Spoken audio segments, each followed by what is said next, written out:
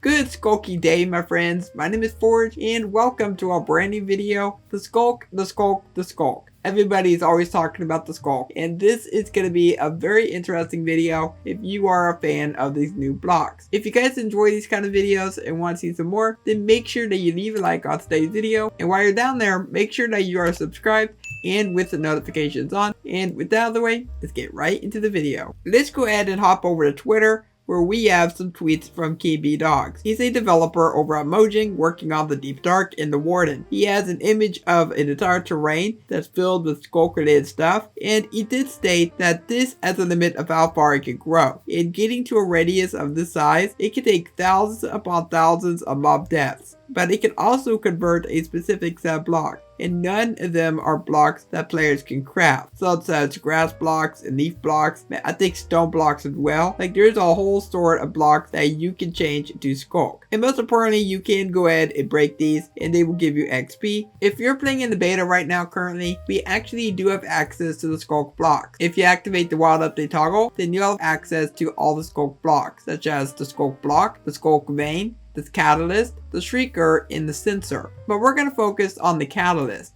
since that's the one that we're talking about. So for the catalyst block, whenever you kill a mob, it's going to get detected from the block, and then it's going to end up spawning some Sculk blocks wherever that mob died. And if you were to break these blocks in survival mode, then they would drop a certain amount of XP. So depending on the mob that you killed, it's going to determine how many Sculk blocks will spawn around the area. So if it's a mob with a lot of XP, like the Ender Dragon, then it would generate a bunch of Sculk blocks around the area. But if it's a very tiny mob, like a silverfish, then it's only going to generate a small path. So depending on the mob that you kill, depending on the XP that they drop, that determines the Sculk block radius. But as of right now, that's actually not how it works. In a future beta, that will end up happening, but as of right now, they have not actually added that functionality. There was a question also regarding the Sculk Shrieker. They asked if the catalyst would end up spawning in the Shrieker, and KB Dogs did reply, and he says yes, it will. But as of right now, it will only generate the Sculk blocks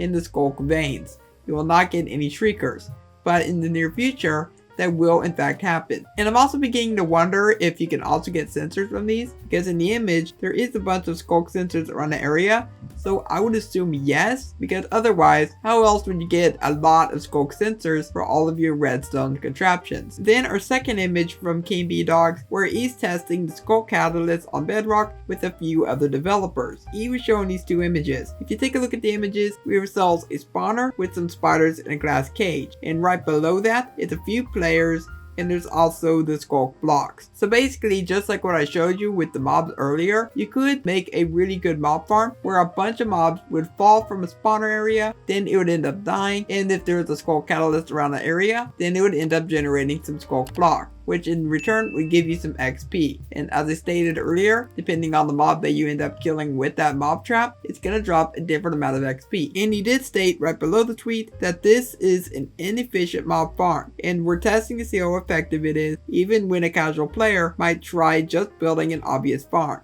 And finally, we have our final image of the day, which is from Inbond, a newer developer over at Mojang.